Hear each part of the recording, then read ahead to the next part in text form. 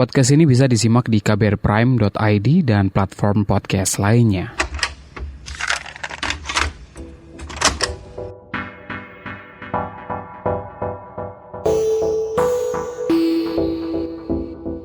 A proud queer, non-binary, dan emotikon pelangi adalah deskripsi yang ia tulis dalam profil Instagramnya. Sementara dalam lini masanya, atau tepatnya Instagram feed-nya, kata dan merah jadi nyawanya. Lewat kata dan merah, ia bicara perkara cinta. Cinta yang merah, cinta yang renyah, juga cinta yang rapuh. Agak-agak puitis kali ini saya bicara pembukanya. Ia yang saya sebut adalah Ian Hugen, content creator, contemporary artist, dan fashion management student. Barengan Ian, saya bakal ngobrol-ngobrol perkara cinta, utamanya cinta terhadap diri sendiri, atau bekenya self-love. Lainnya, kita juga akan ngobrol perkara menjadi queer di Indonesia. Anda mendengarkan Love Buzz bersama saya, Asrul Dwi.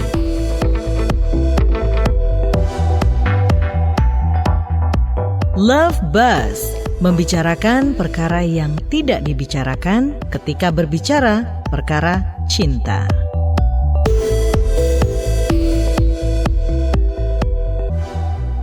Kan kalau dilihat di Instagram, postingannya kebanyakan ada permainan kata-kata gitu ya. Dan di beberapa foto aku lihat ada kayak performatif juga gitu. Kenapa milih dua media itu untuk jadi medium berekspresi gitu? Kalau permainan kata-kata sih emang gue tuh dari SD kali ya. Gue tuh suka banget nulis. Kayak I always write anything. Jadi kalau misalnya lo perhatiin tulisan gue tuh rata-rata sebenarnya tuh lebih ke kayak rebellion gitu, sakit hati, menye-menye, sedih-sedih gitu kan. Karena gue tuh sebenarnya tipe orang yang kalau kenal gue, lo tuh bakal ngerasa kayak lo kok beda banget sih in real life sama tulisan-tulisan lo. Kenapa? Karena gue tuh tipe orang yang kalau di kehidupan nyata nih, gue tuh nggak bisa banget. Gue tuh nggak bisa banget kayak gue lagi sedih nih, gue lagi galau nih. Gue tuh nggak bisa banget kayak gitu. Nah, gue tuh bersyukur banget lewat media menulis ini, gue tuh bisa gitu mengutarakan segala sesuatu yang nggak bisa gue sebutkan dalam kata-kata, dalam yang nggak bisa gue ucapin langsung gitu. Jadi kalau ditanya kenapa gue bermain dalam kata-kata, sebenarnya ini adalah salah satu media gue untuk mengekspresikan hal-hal yang gak bisa gue utarakan secara langsung. Terus kalau performatif, gue emang itu sih, gue suka performing arts, kayak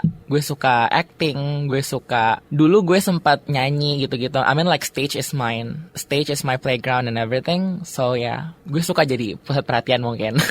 Marina Abramovic gitu-gitu ya. Ayo bro.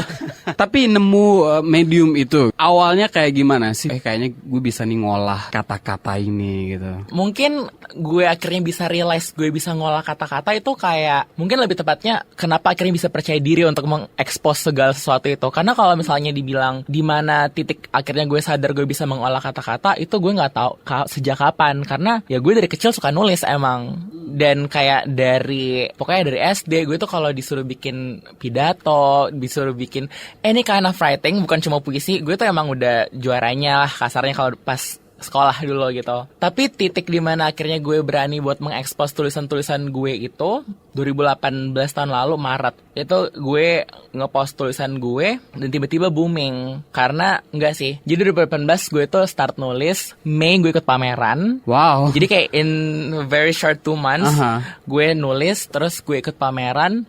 Nah lewat pameran itu tiba-tiba tulisan-tulisan gue booming. Terus tiba-tiba sejak setelah pameran itu gue udah mulai suka aktif ngepost tulisan-tulisan gue di Instagram page gue. Terus tiba-tiba itu gue lagi di Melbourne, tiba-tiba ada seorang public figure yang nge-repost tulisan gue. Terus tiba-tiba disitulah booming, dan disitulah nama Ian Hugen mulai dikenal sebagai seorang penulis menye-menye. Nah dari situlah akhirnya gue sadar, tulisan gue bisa nyentuh ke orang-orang lain gitu. Sebenarnya nggak menye-menye juga sih, dalam gitu nggak sih, di dalam yang gali itu tuh kayak gimana prosesnya? Gue nggak bisa bilang tulisan gue sendiri dalam sih, jujur. Itu namanya narsis banget nih orang. Komplement. Oke. Thank you for that. Cuman kalau menurut gue sih tulisan itu bisa dirasakan oleh audiens kalau yang kalau sang penulis itu jujur dalam menulis. Kadang tuh orang suka terlalu hiperbola, orang suka terlalu, ini gue nggak bisa ngejudge sih, soalnya gue juga baru di dunia ini sebenarnya. Cuman kalau menurut gue gue cara mengolah tulisan agar menjadi dalam adalah dengan tidak bertujuan untuk membuatnya menjadi dalam. Jadi apa adanya aja, jujur, it is what it is, ya udah. Karena semua tulisan-tulisan gue yang menurut gue suka banget itu adalah rata-rata adalah tulisan yang ditulis dengan keadaan spontan dan apa adanya. Ada ini nggak sih penulis atau seniman yang jadi inspirasi Ian? Gue suka, gue nggak tahu sebenarnya namanya apa, tapi gue follow Instagramnya. Dia seniman Indo juga, FRDVSTY. Pokoknya dia pernah collab sama Filosofi Kopi dan lain-lain gitu pokoknya. Coba deh cek Instagramnya @FRDSTVY apa kayak gitu. Jadi dia tuh penulis dan dia juga model-modelnya kayak gue gitu tulisannya, tapi dia lebih rebel dan mungkin dia lebih kasarnya lagi ya. Dia nggak ngomongin cinta sih, dia lebih ngomongin soal kehidupan. Gue suka banget sama dia. Itu sih kalau bilang seniman yang menginspirasi dan menjadi kiblat gue ya dia. Kan yang diolah bahasa Indonesia gitu ya. Iya. Sementara itu kan banyak orang yang lebih nyaman pakai bahasa Inggris. Gue sih nggak opposite itu gitu. Tapi Ian memilih bahasa Indonesia. Ada alasan khusus nggak sih untuk itu? Karena, aduh panjang nih. Nggak apa-apa gue ngomong panjang, nggak apa-apa ya. Jadi sebenarnya hashtag by Ian Hugen, tugas hashtag by Ian Hugen yang sampai sekarang akhirnya menjadi sesuatu yang gue tekuni dan menjadi pekerjaan gue. Ini tuh adalah sebuah kecelakaan. Jadi ini tuh yang tadi gue bilang bermula di 2018 Maret. Ini tuh adalah mata kuliah gue. Jadi gue tuh sekarang baru semester 5. Berarti 2018 Maret itu gue baru semester 3. Iya pendengar, jadi gue tuh sebenarnya baru 20 tahun. Jadi jangan pernah menganggap Ian Hugen itu sudah tua ya. Bukan, Ian Hugen itu masih 20 tahun sebenarnya. Jadi gue tuh pas semester 3 gue tuh dapat satu kelas namanya fashion branding. Gue ngambil fashion kan. Dan dosen gue tuh namanya Monica Hapsari. Doi juga. Lo tau ada Monica Hapsari? Gue manggil dia Bude. Doi dosen gue dan nama kelasnya tuh fashion branding. Tapi turns out pas gue masuk, kok ini jadi gue tuh dapat tugas sehari tuh disuruh bikin 10 gambar. Dan tugas itu tuh selama 21 hari. Jadi by the end of hari ke-21 gue tuh harus menghasilkan 210 gambar. Jadi intinya tujuan dari tugas itu adalah untuk melihat lo itu kira-kira jati diri lo itu dalam branding lo itu apa sih? Karena menurut Doi, menurut dia, metode ini tuh kayak waktu lo melakukan sesuatu yang repetitif terus itu, entar jati diri lo tuh semakin kelihatan. Apa yang lo terus ulang-ulang, itu yang lo banget lah istilahnya. Dan akhirnya gue tuh baru sadar semua hal yang gue ulang-ulang itu adalah menulis dalam bahasa Indonesia. Karena menurut gue, bahasa yang kita gunakan sehari-hari itu kan itu bahasa Indonesia kan. Jadi pertama itu lebih dekat lah dengan kita. Yang kedua, ada banyak banget kata-kata yang, aduh gue gak tahu ya, mungkin bahasa Inggris gue emang jelek dasarnya juga kayak gimana gue gak ngerti.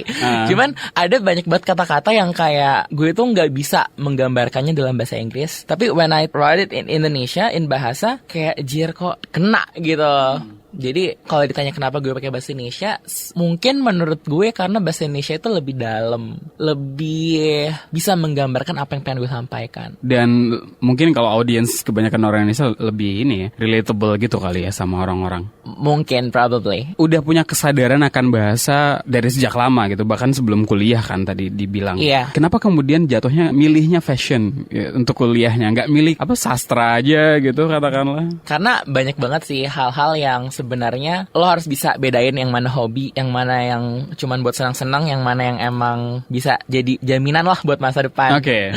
Gue tuh dulu, masuk fashion pun ini adalah sebuah hal yang kayak lucu juga gitu. Kok tiba-tiba fashion? Karena gue tuh sebenarnya gue suka fashion dari kelas 4 SD. Cuman gue tuh pas SMA itu matangnya mau ngambil psikologi. Karena gue suka banget ngomongin soal kejiwaan, ngomongin soal manusia, as in human gitu. Gue suka banget. Jadi gue waktu itu udah daftar negeri, gue daftar UI, gue daftar swasta juga Atma Jaya, tapi gue nggak dapat dua-duanya. Terus tiba-tiba karena udah hopeless dan karena gue tipe orang yang nggak mau ngambil gap year, kan banyak tuh orang yang udahlah lo nunggu aja setahun lagi lo ngambil negeri lagi coba tahun depan. Nah gue tuh tipe orang yang nggak bisa banget tuh kayak setahun gabut gitu ya udah. Tiba-tiba gue ditawarin sama kampus gue yang sekarang nih, tiba-tiba kayak ada kayak lo mau nggak nih masuk fashion gitu. Ya udah gue kayak why not. Akhirnya gue daftar, gue dapat beasiswa. Jadi sebuah kecelakaan yang indah sebenarnya. Kalau gue nggak ngambil fashion, gue nggak bakal ketemu sama seorang Monica Hapsari. Kalau gue nggak ketemu sama Monica Hapsari, ya mungkin tidak adalah hashtag by Ian Hugen hari ini. Jadi takdir kali ya, bukan kecelakaan. Kecelakaan yang indah sih yang menurut gue. Fashion sedikit banyak kan sebenarnya mengizinkan orang gitu kan untuk mengeksplorasi dirinya. In terms of apa yang lo rasain di dalam diri lo bisa ekspresikan gitu. Benar banget. dengan apa yang lo pakai gitu. Itukah yang bikin Ian jatuh cinta mungkin di fashion? Gak tahu sih, karena menurut gue kalau apa yang bikin gue jatuh cinta sama fashion itu karena menurut gue tuh suka aja kalau ngeliat orang berpenampilan bagus. Kadang tuh gue tuh kalau ngeliat orang yang berpenampilan bukan bagus sih, bagus itu relatif ya. Kalau menurut gue, aduh kenapa sih ini orang gak bisa gitu berpenampilan seperti yang kayak menurut gue bagus. Kadang itu gue tuh kadang bahkan gak sungkan-sungkan buat datangin orang itu dan kayak, lo coba dia pakai celana kayak gini. Jadi beneran sampai kadang tuh nyokap gue suka negur gue, kamu tuh nggak bisa tahu kayak gitu kalau kamu nggak kenal sama orang itu. Karena Ian Hugen dari kecil itu suka banget kayak gitu. Gue tuh kalau dibawa sama nyokap gue ke arisan, gue tuh suka tiba-tiba datengin teman nyokap gue, tante bajunya gombrang banget, coba tante kayak gini. Dan nyokap gue tuh kadang udah kesel gitu sama gue, nih anak nyolot banget sih kayak. Karena gue tuh dari kecil suka gitu ngelihat orang berpenampilan oke. Terus apa yang bikin gue jatuh cinta sama fashion? Nggak tahu sih, karena menurut gue cinta itu tidak punya alasan kali ya, asik. Jadi kenapa gue jatuh cinta sama fashion? To be honest, there is no kayak alasan khusus sebenarnya. Cuman mungkin benar kali ya, karena fashion juga has no gender. Dalam fashion, sebenarnya bukan fashion doang sih, art mungkinnya. Dalam art itu tidak ada batasan-batasan sebenarnya. Ya mungkin karena kita tinggal di negara Indonesia ini yang penuh batasan, akhirnya art pun akhirnya punya batasan. Tapi sebenarnya art itu tidak punya batasan. Jadi menurut gue mungkin itu kali yang membuat gue jatuh cinta dengan not only fashion but art. Karena art itu seperti apa yang Einstein pernah bilang, imagination has no limitation. Mungkin itu kali ya. Ngomong-ngomong soal ekspresi diri gitu, ekspresi gender buat orang di sini kan sangat masih biner gitu lah ya, laki-laki dan perempuan. Cuman segitu doang gitu ya. Sementara kalau Ian kan nggak ada di sana gitu ya, nggak ada di kanan atau kiri. Nggak ada di gitu kanan kan. atau di kiri. Sampai kemudian ketemu berani mengekspresikan diri sesuai apa yang Ian rasakan gitu.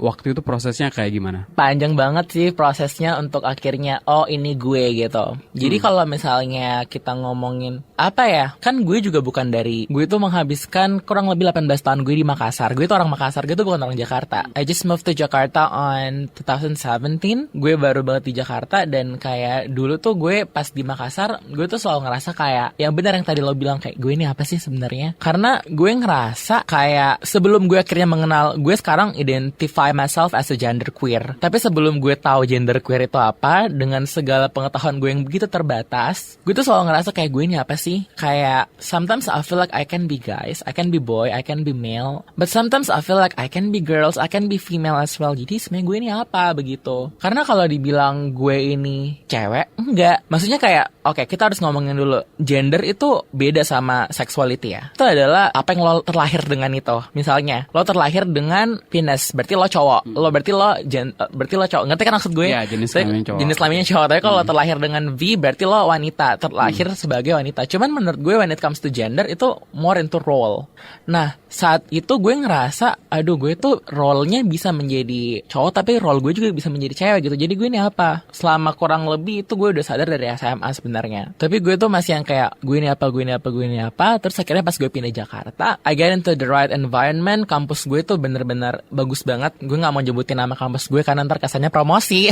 Cuman menurut gue bener banget sih kalau misalnya lo masuk ke sebuah wadah yang tepat, ke sebuah lingkaran yang benar, di mana orang-orang supportive dan open-minded, menurut gue itu adalah sebuah hal yang sangat mendukung gitu untuk lo belajar akan self-development, karena di situ orang nggak judging. Nah akhirnya gue belajar, mungkin juga karena di Jakarta gue tinggal sendiri, jadi lebih banyak refleksi dan gue juga sering research. Akhirnya gue ngerasa ada sebuah istilah namanya gender queer, dimana ya you don't feel as a guy and you don't feel as a woman cause you can be both gitu. Gue nggak mau cuma dikotak-kotakan dalam lo kanan atau kiri yang tadi lo bilang. Ya gue bisa dua-duanya, so I'm a gender queer gitu.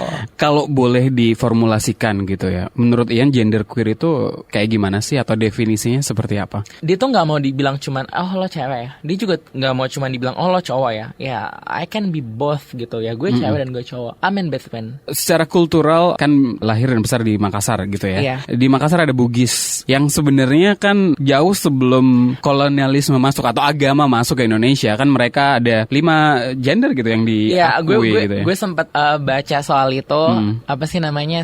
Ada calalai, calabai, ada bisu gitu. Bisu yang dia nggak mau dibilang cewek dan cowok gitu kan. Makanya sebenarnya gue tuh suka kayak lucu gitu kalau orang-orang bilang lo itu dasar pengaruh budaya barat gini. Menurut gue lo itu nggak belajar apa soal budaya negara lo sendiri. Back days it is all this kind of gender thing justru datang dari negara ini. Justru ya kalau misalnya orang bilang ini pengaruh budaya barat, justru lo harus banget tahu. Justru back days orang-orang di western itu yang benar-benar anti LGBT sebenarnya. Justru di negara timur kita ini semua itu ada sejak dari dulu. Jadi sebenarnya kalau orang bilang ini pengaruh budaya barat, aduh lo research deh coba. Aku sempat baca soal cerita Ian waktu memulai mengekspresikan diri gitu. Oke. Mulai pakai heels gitu waktu kuliah gitu. Iya, boots merah itu my very first heel. Ketika make heels itu boleh digambarin atau diceritain gak sih apa yang dirasain gitu? Powerful maybe? It feels amazing. Ini gue tuh kalau ngomong pasti semua apa sih bahasanya cowok-cowok feminim yang mendengarkan podcast ini pasti tahu lah ya, dari kecil suka banget ya pasti kalau misalnya nyokapnya keluar rumah mungkin coba-coba heels nyokap, and then you see yourself in the mirror, oh my god kaki gue jenjang banget gini. Kayak dari dulu tuh pengen aja gitu pakai heels, cuman ya nggak mungkin dan nggak bisa. Terus akhirnya pas 2017 around Oktober itu kalau nggak salah, gue tuh udah beli. Akhirnya kan mungkin tinggal sendiri kan, kalau tinggal sendiri udah yang kayak gue bisa bebas pakai apapun yang gue mau gitu lah. Akhirnya gue beli lah boots warna merah, itu my very first heels. Kayak kinky boots gitu. Bahannya latex coy, jadi kayak emang bener-bener mengkilat, menjadi pusat perhatian gitu-gitu. Dan itu gue udah beli kurang lebih sebulanan gitu, tapi nganggur doang di kamar gue, cuma buat gue liat-liatin aja, atau mungkin kalau gue lagi punya fantasi-fantasi tertentu gue pakai gitu. Tapi waktu itu gue ngerasa kayak aduh gue mau banget nih pakai ini tuh kalau gue pakai. Jadi gue itu terlahir, alhamdulillah puji Tuhan terlahir dengan kaki yang cukup jenjang gitu kan. Jadi gue tuh kalau, dan karena gue belajar fashion juga, maksudnya kayak I'm really into fashion, jadi gue tuh selalu kayak aduh ini tuh kalau di pair sama celana pendek doang, terus pakai atasan apa, terus pakai boots ini, itu OOT ini tuh udah pecah banget gitu. Pakai nggak ya? Terus tiba-tiba suatu hari kayak udah bodo amat pakai aja, karena gue selalu ngerasa kayak udah Yan, lo itu keren sebenarnya, lo itu keren. Jadi gue tuh selalu ngeyakinin diri gue, lo itu sebenarnya keren, karena gue tuh dari dulu percaya banget lo itu sebenarnya keren kalau lo ngerasa lo keren. Apa yang lo sugestikan ke dalam diri lo, it will eventually happen. Dan itu bener, dan itu udah terbukti di gue. Kalau gue mau ngomongin soal teori itu panjang lagi, cuman itulah teorinya. Lo itu keren kalau lo itu keren. Dan karena gue juga Taurus yang cukup narsis gitu ya, jadi gue tuh selalu yang kayak lo itu keren. Hingga akhirnya satu hari gue kayak yaudah deh bodo amat pakai aja. Dan kayak pas gue pakai boots itu, waktu itu gue masih tinggal di apartemen di sebuah daerah di Jakarta Barat, di daerah yang cukup konservatif. Dan kayak pas gue pakai itu buat ngampus, kayak pas gue turun dari apartemen gue, benar prediksi gue, semua orang itu ngeliatin gue coy. Bener-bener kayak, apalagi waktu itu rambut gue masih cepak kan, jadi kayak masih, people still identify me as a guy gitu loh. Terus gue ke kampus, dan di kampus sih biasa aja, cuman kayak OTW ke kampusnya itu yang berabe gitu kan. Gue turun dari apartemen dan kayak semua orang ngeliatin gue gitu-gitu. Tapi gue tahu dalam hati mereka, ih apa sih ini orang gak jelas banget, apa sih orang aneh banget. Tapi gak tahu kenapa, justru semakin gue dilihat, justru rasanya energi-energi itu semakin tertransfer ke gue. Dan gue tuh makin yang kayak ngangkat dagu gue tinggi-tinggi aja, kayak apa loh gue keren kan gitu. Jadi kayak yang tadi gue bilang lagi, lo itu keren kalau lo itu ngerasa lo keren. Tapi kan gak semua orang punya kekuatan seperti itu gitu ya. Kalau mungkin orang punya pengalaman dibully katakanlah. Iya, gue juga korban bullying. Nah itu dia yang bikin Ian kemudian sadar gitu kalau itu nggak bakal punya pengaruh lagi ke gue gitu. Justru bukan itu nggak ada pengaruh apa-apa, justru itu berpengaruh besar ke gue hari ini. Pas banget nih, semalam gue tuh habis screening Instagram gue, dan gue habis baca tulisan gue soal gue korban bullying. Gue pernah nulis soal itu, dan kayak bener banget yang gue tulis. Gue tuh bersyukur banget man, gue tuh dulu dibully. Kalau gue dulu nggak dibully, gue tuh nggak bakal sadar kalau sekarang tuh gue sekuat ini. Kalau misalnya gue dulu nggak dibully, mungkin gue itu sekarang nggak punya orang-orang yang harus gue jadiin target untuk gue membuktikan sesuatu. Kayak gue lebih ini dari apa yang lo bilang dulu. Karena gue inget banget dulu tuh orang-orang kayak lo itu nggak bakal bisa jadi apa-apa dengan pilihan lo seperti ini. Karena gue tuh dibully bukan cuma sama mungkin senior-senior gue. Biasanya kan orang dibully sama senior-seniornya kan. Gue itu akhirnya dengan pilihan gue sekarang seperti ini, gue pun juga dibully bahkan sama teman angkatan gue, sahabat-sahabat gue sendiri. Karena pilihan gue yang seperti ini. Kayak you will never be things that you want karena lo itu di Indonesia gini. Gue inget banget gue itu sampai yang kayak disudutkan segitunya. Ingat banget kayak orang sampai kayak bilang gue tuh kalau punya anak kayak Ian udah fix gue buang gitu kayak cause there's nothing good on him. Dan kayak ya udah sekarang I can say that I finally berhasil gitu untuk membuktikan gue tuh nggak seperti yang lo bilang, dan kayak buktinya gue berhasil kok. Makanya kalau orang bilang bullying itu sekarang nggak ada pengaruhnya sama sekali ke gue, enggak, justru bullying itu berpengaruh besar ke gue. Tapi gimana Ian membalikkan itu? Mungkin kebanyakan orang yang punya pengalaman dibully itu kan jadi scar for life gitu kan, dan susah untuk sembuhnya, untuk menyembuhkan luka itu kan nggak gampang gitu caranya. Kita tuh, jangan kita deh, gue ibaratnya ya, gue tuh dulu diinjek-injek gitu, dan kayak itu tuh part of my past yang gak bakal bisa gue lupain. Karena gue ingat banget dulu betapa takutnya pas SMP, apalagi gue takut banget kalau mau ke sekolah gitu. Cuman kayak mau sampai kapan sih lo kayak hidup dalam bayang-bayang masa lalu seperti itu? Toh sekarang juga gue udah gak dibully kan. Maksudnya kayak gue tuh dibully ya cuman sampai masa sekolah kan, kuliah juga gue udah gak dibully gitu loh. Jadi apa yang bisa dijadikan dari masa lalu itu adalah dijadiin aja sebagai pemacu untuk lo berkarya, untuk lo menghasilkan sesuatu, untuk lo jadiin pembuktian lagi untuk mereka. Kalau misalnya ditanya gimana caranya sembuh, jujur itu kayak cukup susah untuk dijawab, karena tiap orang beda-beda. Tapi kalau gue sih, kembali gue cuman mau jadiin itu sebagai sebuah orang-orang yang harus gue buktikan gitu. Karena gue gak mau kalah sih sama omongan-omongan orang. Ya masa orang bilang lo gak bakal bisa berhasil, dan kayak lo justru menghidupi itu. Ya gue gak mau jadi orang-orang seperti itu. Lo ngerti kan maksud gue? Maka dari itu gue akhirnya menjadikan itu pacuan aja untuk oke, gue harus bisa melakukan sesuatu yang bertolak belakang sama apa yang mereka bilang. Lo embracing itu gitu, jadi dibalik jadi energi positif gitu lah ya. Gue embrace all the, sebenarnya semua tulisan gue itu kalau lo sadar, ini hal yang gak pernah gue bilang ya sebenarnya. Gue tuh senang disakitin karena I'm embracing all the pain. Itu sebenarnya teori gue. Gue sempat nonton film Yunani sih. Di situ ada yang gue tahu kemudian ada kecanduan to sadness. Ada antara orang bilang Ian Hugen gila nih kali.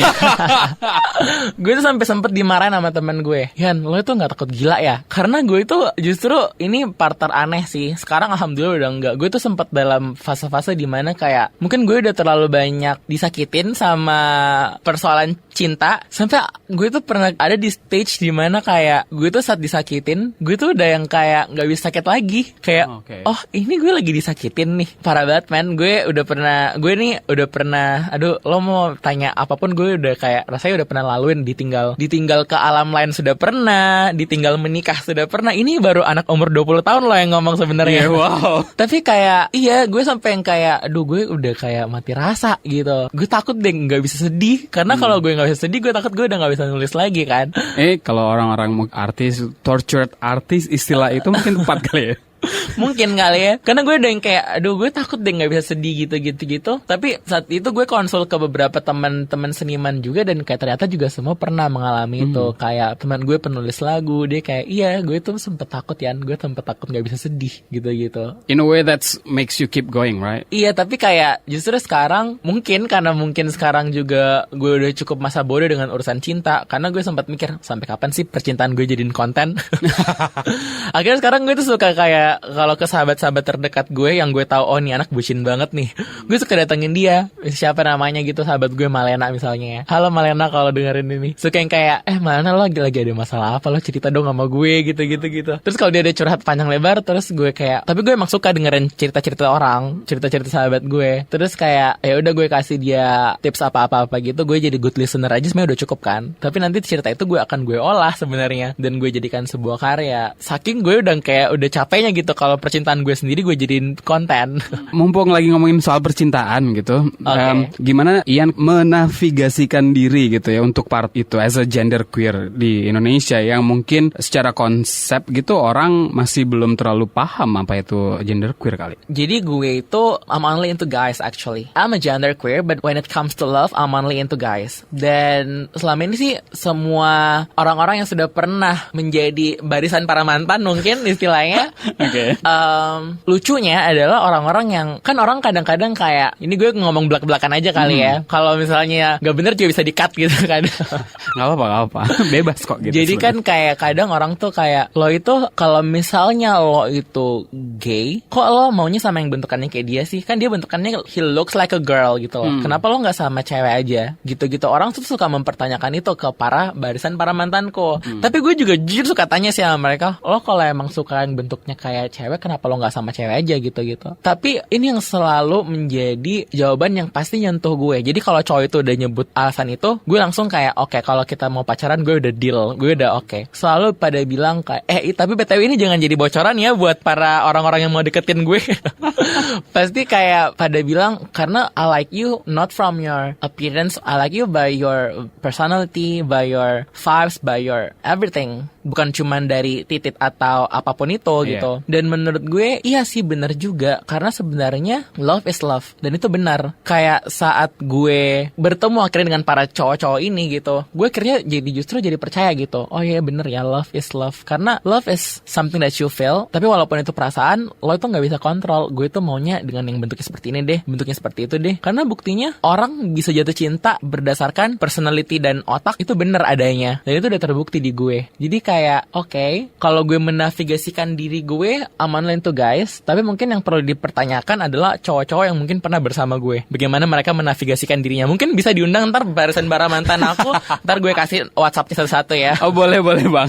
Mungkin mereka yang harus dipertanyakan, lo gimana sih menavigasikan diri lo dalam hubungan percintaan. Tapi how did you met those guys? Aplikasi apa gitu atau? Gue pakai aplikasi, tapi nggak semua juga dari aplikasi. Kadang ada dari mutual friends, mostly sih dari mutual friends. Yang dari aplikasi tuh rata-rata berakhirnya tuh cuman pada mau apa ya, cara bicaranya hooking up gitu, hooking up, ya? friends with benefit. Cuman kembali lagi, gue nggak munafik, gue nggak bilang gue nggak melakukan itu, karena gue sempat terperangkap dalam lingkaran-lingkaran seperti itu. Cuman akhirnya gue ngerasa itu tidak sehat bukan karena itu nggak benar, yang enggak. Gue nggak pernah bilang seks itu nggak benar ya, karena sebenarnya seks itu adalah suatu hal yang menjadi kebutuhan setiap manusia. Tapi menurut gue di saat seseorang hanya mencari lo karena ingin memuaskan hawa nafsu dia, berarti lo itu dipandang sebagai sebuah objek seksual doang kan. Dan gue tuh tidak senang, gue tuh tidak mau, dan gue tuh benar-benar anti kalau orang itu memandang gue cuma sebatas objek seksual. Akhirnya dari situ gue udah kayak udah deh, janganlah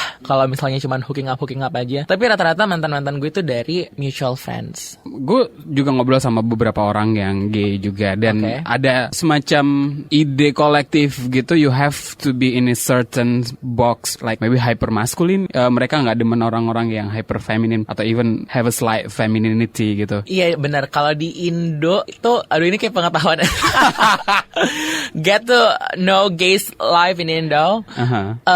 Indo itu emang gitu, kayak gay-gay yang laku di pasaran itu rata-rata yang maskulin gitu.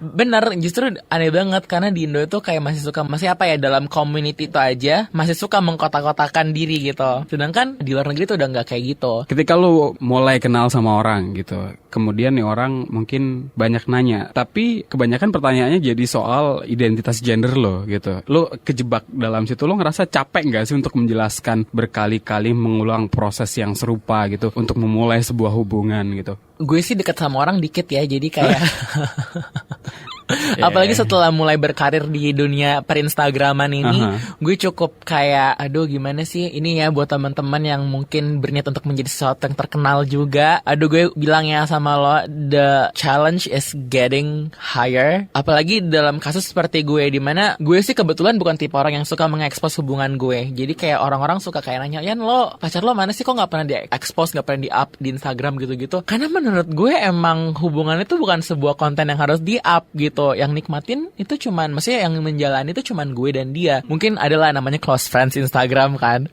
Cuman ya kalau untuk di-up gitu gue gak mau. Nah cuman nih, mungkin orang-orang yang mau mendekati gue setelah tahu pekerjaan gue di Instagram justru jadi mundur, karena mungkin takut jadi konsumsi publik kah, takut mungkin ada beberapa juga yang masih how do you say it, discreet dan lain sebagainya. Mungkin masih kayak rada takut buat akhirnya ketahuan dan lain sebagainya. Jadi mungkin the challenge is getting real gitu kalau misalnya when it comes to mendekati seorang public figure. Tapi kalau sekarang gitu, are you single or? Ada deh. Cari tahu sendiri ya lewat postingan.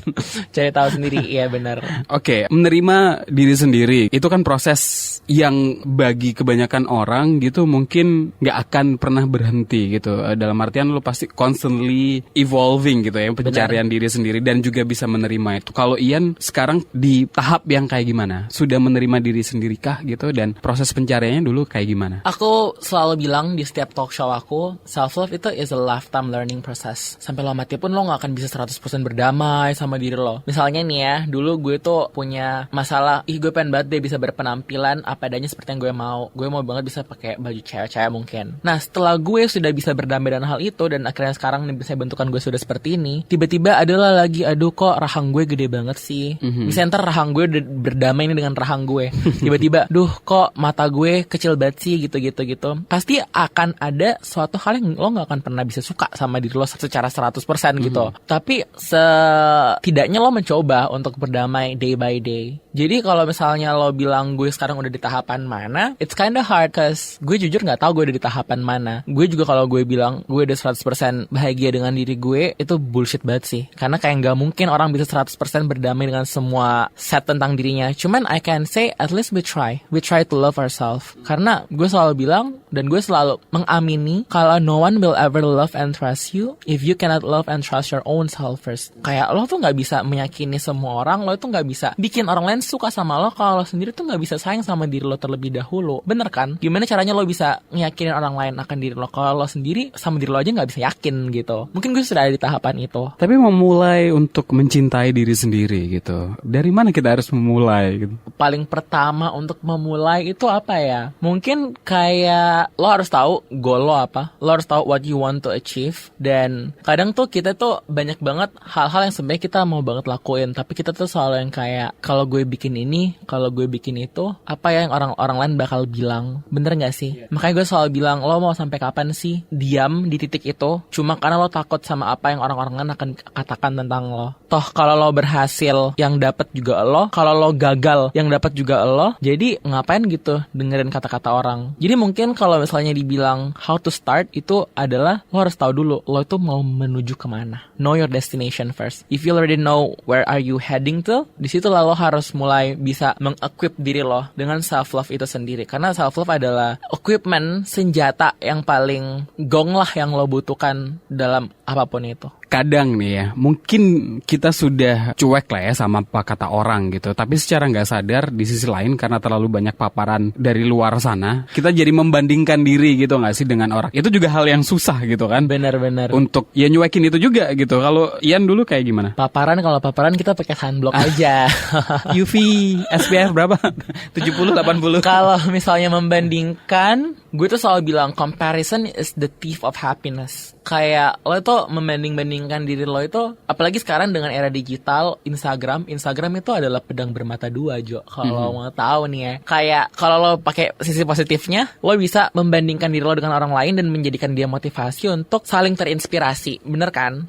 Tapi kalau misalnya lo menjadikannya pedang yang negatif nih, lo itu akhirnya membanding-bandingkan diri lo dan akhirnya merasa feeling less, merasa kurang, merasa A, B, C, aduh gue gak bisa nih kayak dia gitu. Padahal nih ya, apa yang lo lihat di misalnya sekarang kita ngebahas social media, apa yang lo lihat di social media itu gak selamanya seperti itu di kehidupan nyatanya. Lo gak tahu kan sebenarnya dia juga lagi struggling apa. Karena gue percaya banget, everything that you see in social media is 85% fake happiness. Karena orang juga cuma memperlihatkan sisi-sisi bagus dia kan, dan itu gak salah. Nah, mungkin tadi caranya gimana untuk tidak membanding-bandingkannya adalah dengan, ya lo pegang aja itu, comparison is the thief of happiness. Kalau lo terus membanding-bandingkan diri lo gak akan bisa bahagia gitu sih. Jadi untuk bahagia, jangan membanding-bandingkan diri. Pertanyaan terakhir soal cinta. Menurut Ian, cinta itu apa? Love is, kalau kata Cherry Bell sih, love is you. Cinta itu apa ya? Cinta itu adalah sesuatu yang tidak terlihat, tapi efeknya, dampaknya bisa segitunya ke kehidupan manusia. Bener gak sih? Kayak lo gak bisa ngeliat cinta kan?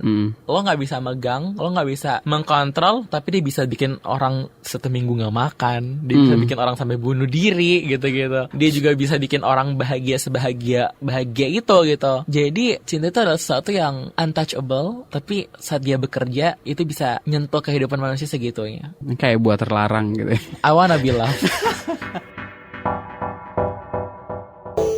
Kalau punya saran, komentar, atau ingin berbagi cerita, boleh banget email ke podcast@kbrprime.id dan tulis Love Buzz untuk subjek emailnya. Seni atau juga fashion, kalau kata Ian, nggak punya batasan. Saya pikir itu juga berlaku buat cinta. Cinta itu membebaskan. Kata Eric Fromm dalam The Art of Loving, if I love the other person, I feel one with him or her.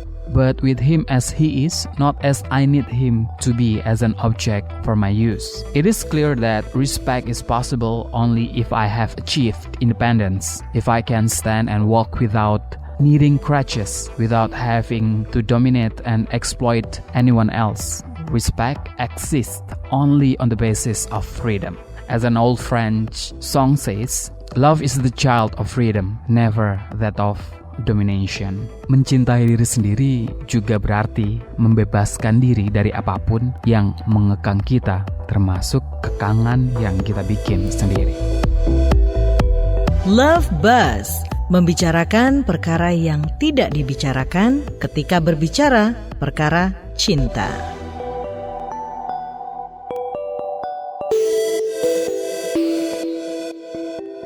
Kunjungi kbrprime.id untuk menyimak beragam podcast lainnya dari KBR.